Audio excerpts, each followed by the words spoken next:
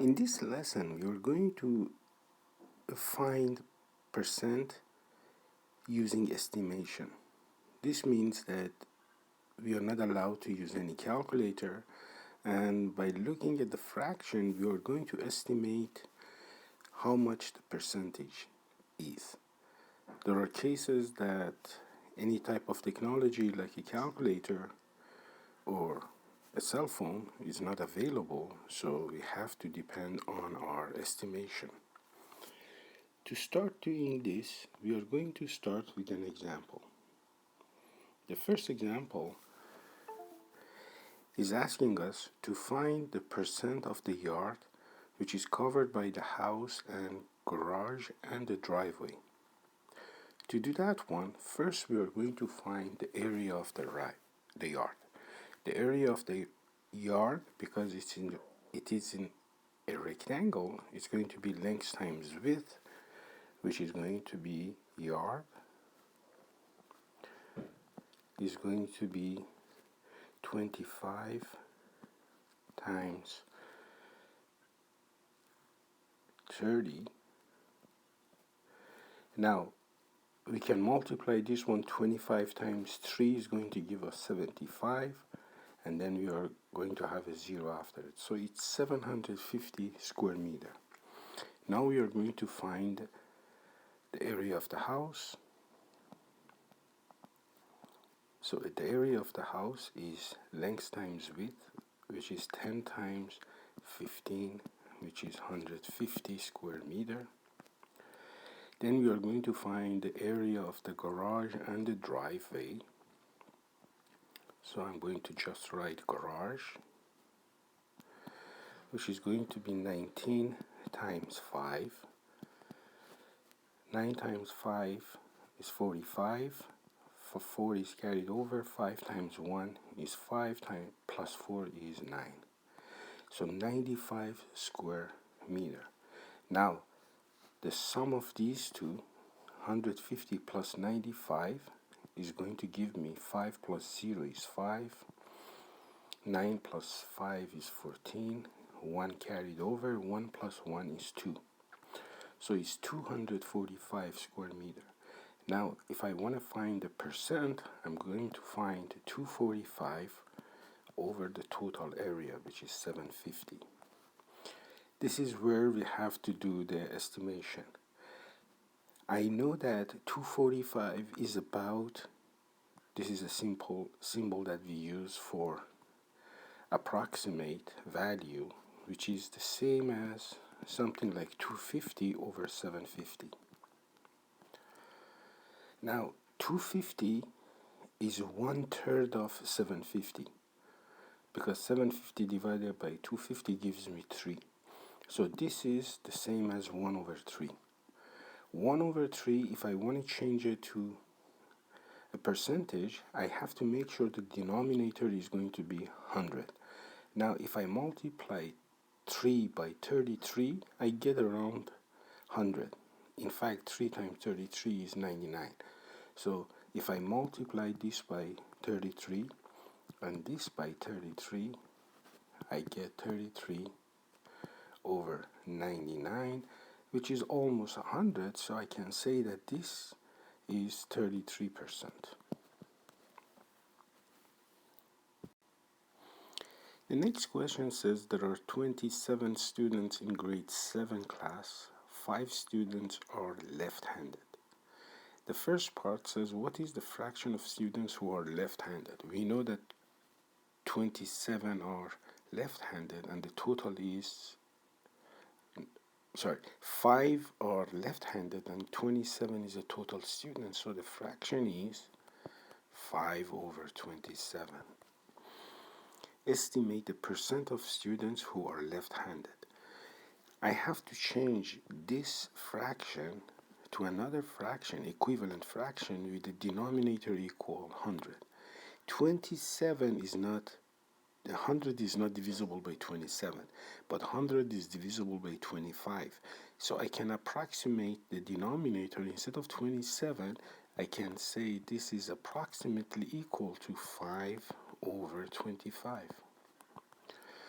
But 5 over 25, to change this one to a fraction with denominator equal to 100, I multiply the numerator by 4 and the denominator by 4. I get 20 over 100, which is equal to 20%. So around 20% of students are left-handed. The next question says, you have a pair of pants which costs $39.99. The sales tax is 15%. You're supposed to find the cost of the pants. Remember, the cost of the pant is the price of the pant, which is $39.99, plus 15% of $39.99. So we have to find 15% of $39.99. First of all, $39.99 it's decimal, so I can approximate it to about $40. So I have to find 15% of about $40. But remember that off means multiply. So I have to multiply 15%, which is 15 over 100 times 40.